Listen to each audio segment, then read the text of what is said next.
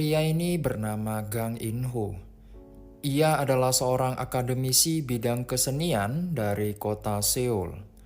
Ia memiliki seorang ibu, seorang anak perempuan, dan seorang istri yang telah meninggal dunia. Demi mencukupi kebutuhan, In-ho harus keluar kota untuk menjadi guru melukis di sekolah dan asrama tunarungu bernama Jae. Di hari pertama ke sekolah, pagi itu cuaca berkabut. In-ho mengendarai mobil menuju ke kota Muijin yang merupakan lokasi sekolah Jae. Karena tebalnya kabut, In-ho tidak fokus dan menabrak seekor binatang. Di tengah perjalanan, In-ho mampir ke sebuah bengkel untuk memperbaiki mobilnya yang bonyok. Namun, sang montir sedang memperbaiki mobil yang lain sehingga In-ho harus menunggu. Karena takut terlambat, In-ho pun membatalkannya. Ketika hendak pergi, tiba-tiba mobilnya dilanggar dari belakang. Si pengemudi mobil kemudian turun dan beliau bernama Eugene. Demi menebus kesalahannya, Eugene mengantar In-ho menuju sekolah Jae. Di perjalanan, Eugene tidak lupa memberikan kartu nama agar dapat dihubungi jika biaya perbaikan mobil sudah keluar. Dalam scene ini diketahui bahwa Eugene merupakan seorang aktivis HAM di kota Muijin. Sesampainya di sekolah, In-ho langsung diperkenalkan oleh kepala sekolah bernama Lee Gan-bo kepada adik dan sekaligus saudara kembarnya bernama Lee Gan-sok. Setelah selesai bertegur sapa, In-ho pun pulang. Keesokan harinya, In-ho pun sampai di sekolah untuk memulai hari pertamanya mengajar. Di dalam satu ruangan kelas, terdapat puluhan siswa tunarungu yang sedang menggambar apel yang In-ho telah siapkan. Terlihat mereka cukup mengikuti pelajaran tersebut. Singkat waktu, jam belajar pun selesai. In-ho akan pulang ke kontrakannya. Ketika In-ho turun ke bawah, ia mendengar suara jeritan namun samar dari arah atas. Setelah dicek, suara tersebut dari toilet wanita. Ia pun berencana membukanya, dan tiba-tiba sapam pun datang dan bertanya apa yang sedang Anda lakukan. Ia lalu meminta In-ho untuk segera pulang karena sudah larut malam. In-ho pun akhirnya pulang. Namun, ketika In-ho turun ke bawah, ia melihat siswinya bernama Yuri sedang duduk di balkon jendela dengan mengayunkan kakinya. Melihat itu, In-ho langsung panik dan bergegas menuju kamar asrama Yuri dan menarik dia dari balkon. Sesaat setelah In-ho menarik Yuri dari balkon, Yuri tampak ketakutan dengan gurunya tersebut. Setelah merasa In-ho merupakan guru yang baik, ia pun langsung membawa gurunya tersebut ke suatu tempat di area asrama itu. Dan ternyata, siswi bernama Yondu sedang disiksa oleh seorang wanita yang diketahui bernama Yoon Jae. In-ho mengecam kekerasan tersebut dan Yondu pun pingsan. In-ho lalu membawanya ke rumah sakit untuk dirawat. Ia lalu menelepon Eugene untuk memberitahu kejadian di sekolahnya tersebut. Sore hari waktu setempat, Eugene datang ke rumah sakit untuk menjenguk Yondu, walaupun Yondu belum siuman. Keesokan paginya, In-ho kembali ke sekolah untuk mengajar. Di saat jam pelajaran berlangsung, In-ho dikejutkan oleh seorang murid yang wajahnya tampak berdarah dan lebam masuk kelas dan duduk di bangku belakang. Ia bernama Jong Min-soo. Ketika In-ho bertanya apa yang terjadi kepadanya, Min-soo tidak menjawab apapun. Ia hanya diam dan terlihat ketakutan. Jam pelajaran pun selesai. Kepala sekolah memanggil In-ho untuk menanyakan kabar dari Yondu dan di mana ia berada sekarang. Inho pun berkata bahwa Yondu telah sadar dan juga memberitahu rumah sakit Yondu dirawat. Di akhir dari pembicaraan, kepala sekolah berjanji akan menindak Jae sesuai ketentuan. Setelah pembicaraan selesai, Inho pun kembali ke ruang guru untuk bekerja. Di ruang guru, ia bertegur sapa dengan guru bernama Pak Bohyeon. Setelah itu, Inho mulai penasaran latar belakang siswa-siswi di sekolah tersebut. Ia pun membuka berkas siswa-siswi yang ada di sekolah untuk mengetahuinya. Ternyata, mayoritas anak murid Jae adalah yatim piatu dan memiliki masalah keuangan, sehingga mereka dititipkan ke asrama dan sekolah Jae untuk dididik dan dibina. Sedang fokus membaca berkas murid-muridnya, tiba-tiba handphone berdering. Eugene mengajak Inho untuk makan malam bersama dan menceritakan kasus Yondu yang terjadi di sekolah. Di tempat makan, Eugene menceritakan kepada Inho semua kejadian yang terjadi pada Yondu di sekolah. Dari mulai pencabulan oleh kepala sekolah hingga penyiksaan oleh adik kepala sekolah. Sontak, Inho terkejut dan tidak percaya dengan apa yang didengarnya. Namun, Eugene memperkuat fakta dengan menunjukkan surat yang Yondu telah tulis sendiri. Seketika, Inho mulai teringat kepala sekolah yang berkata bahwa ia akan menjenguk Yondu di rumah sakit. Dengan spontan, Inho dan Eugene meninggalkan tempat makan dan berlari menuju rumah sakit karena takut Yondu dibawa oleh sang kepala sekolah demi menutupi aibnya. Sesampainya di rumah sakit, mereka dikejutkan dengan Yondu yang bersembunyi di dalam lemari pakaian. Ketika ditanya, ia berkata bahwa pihak sekolah baru saja datang untuk mencarinya. Dalam tangisannya, terlihat Yondu semakin takut akan kejadian tersebut. Di sekolah, ketika takut kasus ini akan semakin besar, pihak sekolah langsung memanggil kepala kepolisian setempat untuk berkunjung ke sekolahnya. Pria tersebut bernama Pak Jang. Di sela pembicaraan, kepala sekolah tampak memberikan sebuah cenderamata yang ternyata berisi uang yang cukup banyak kepada Pak Jang. Keesokan paginya, Eugene menuju ke kantor polisi dan kantor pendidikan setempat untuk melaporkan kejadian di sekolah Jae. Dan apesnya, ia bertemu dengan Pak Jang, orang yang telah menerima cenderamata dari kepala sekolah Jae. Pak Jang tidak ingin kasus ini diproses hukum dengan alasan itu bukan area kewenangannya, melainkan kewenangan dinas pendidikan setempat. Namun, ketika di kantor pendidikan, mereka beralih ini merupakan kewenangan polisi.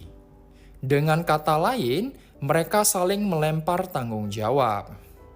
Melihat semua pihak tidak ingin keadilan, dengan marah, Eugene lalu mengancam untuk mengadukan kekerasan anak tersebut kepada jaksa di kota Muijin jika mereka menolak untuk memprosesnya. Namun, kepolisian tetap kekeh untuk tidak memprosesnya. Tanpa putus asa, dengan diterjemahkan oleh Inho, Eugene bersama rekan kerjanya melakukan rekaman kepada Yondu.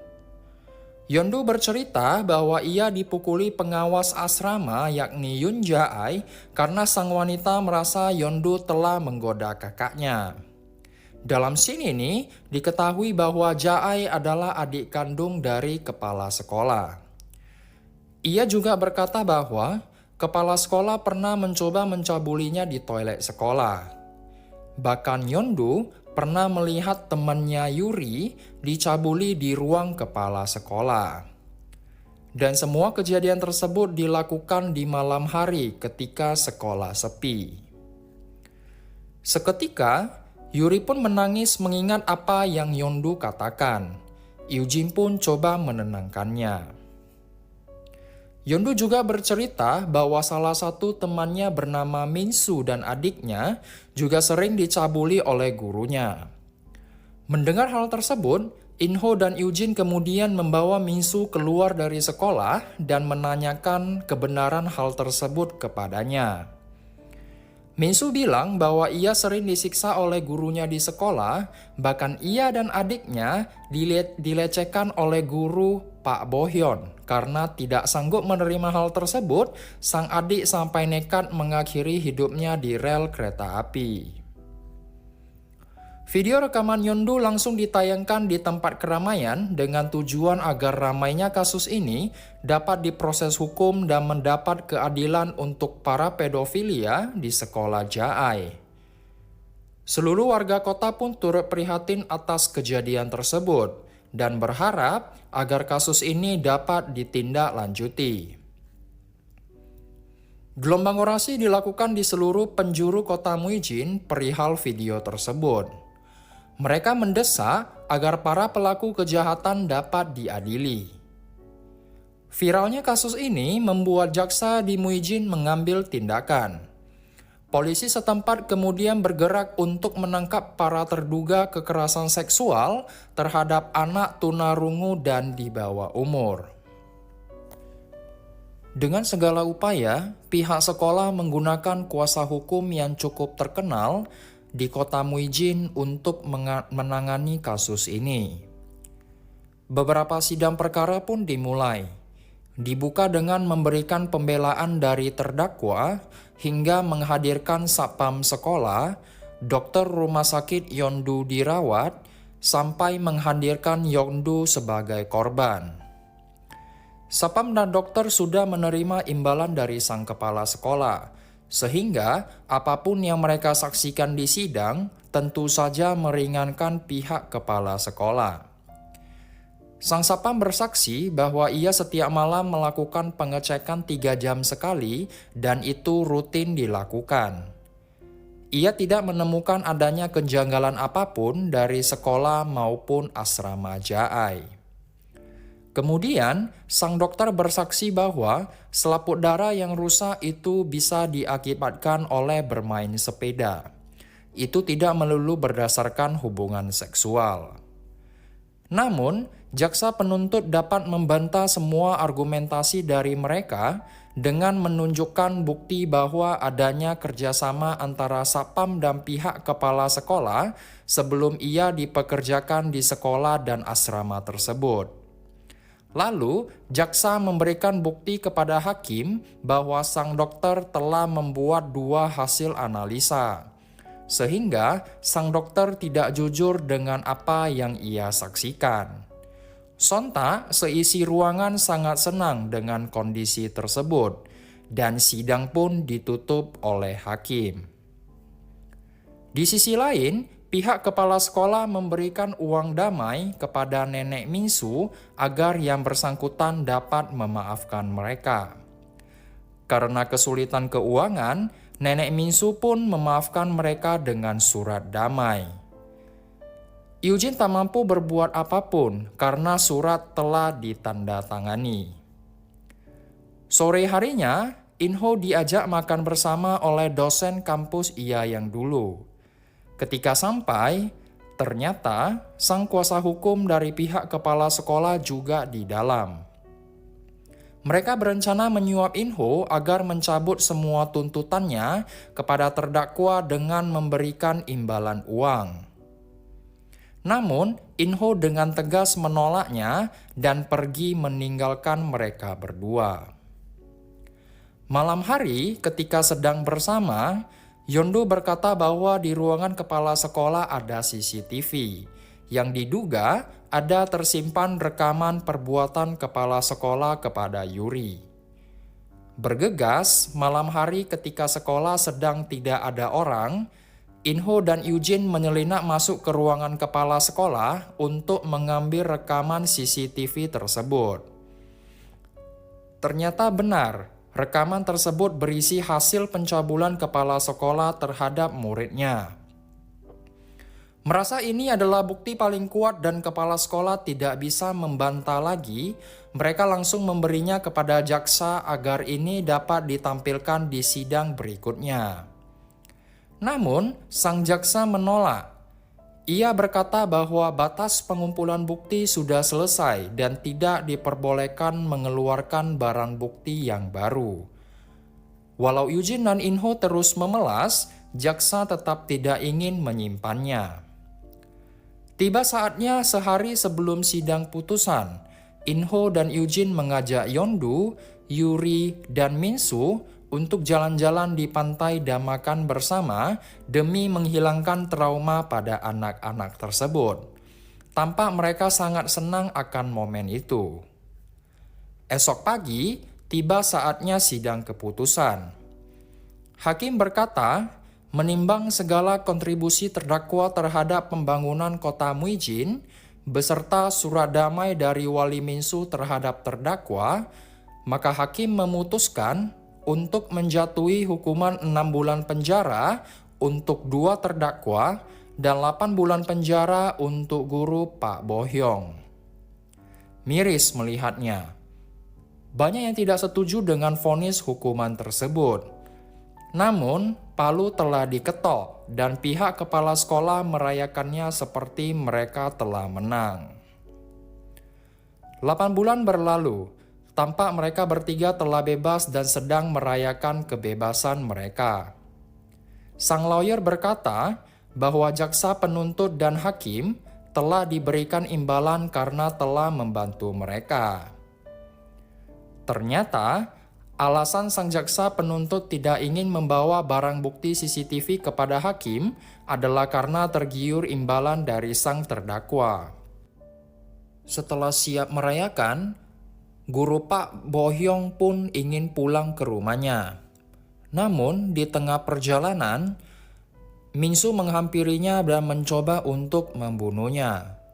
Mereka kemudian saling dorong-mendorong di rel kereta api. Akan tetapi tekad Minsu telah kuat untuk mengakhiri hidup bersama gurunya dengan cara sama seperti adiknya, yaitu bunuh diri di rel kereta api. Dan keduanya pun tewas. 1 tahun kemudian, Inho telah kembali ke Seoul, kota asalnya. Sedangkan Eugene tetap di kota Muijin membuka tempat belajar anak-anak yang di dalamnya ada Yeondu dan Yuri. Tampak mereka semua sangat bahagia setelah keluar dari sekolah Jae. Dan film pun berakhir. Film ini dirilis pada tahun 2011 berjudul The Silence.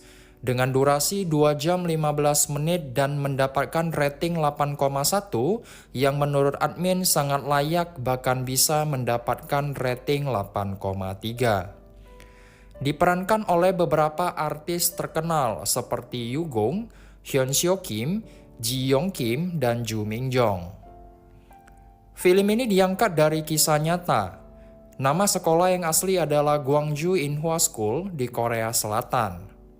Para terdakwa dijatuhi hukuman 2 tahun penjara setelah melakukan pelecehan seksual kepada siswa-siswi tunarungu dalam kurun waktu 2000 hingga 2007. Berkat film The Silence banyak ditonton oleh orang ramai dan mendapatkan banyak penghargaan setelah 2 bulan dirilis, polisi setempat melakukan investigasi ulang dan menjatuhi hukuman 12 tahun penjara kepada salah seorang terdakwa. Pemerintah kota Gwangju lalu menutup sekolah tersebut selamanya. Pesan yang dapat kita ambil dari film ini: beranilah untuk bersuara demi sebuah kebenaran, walau terkadang banyak yang menentangnya. Karena pada akhirnya, kebenaran tak akan lekang oleh waktu. Inilah Sang Maestro Movies.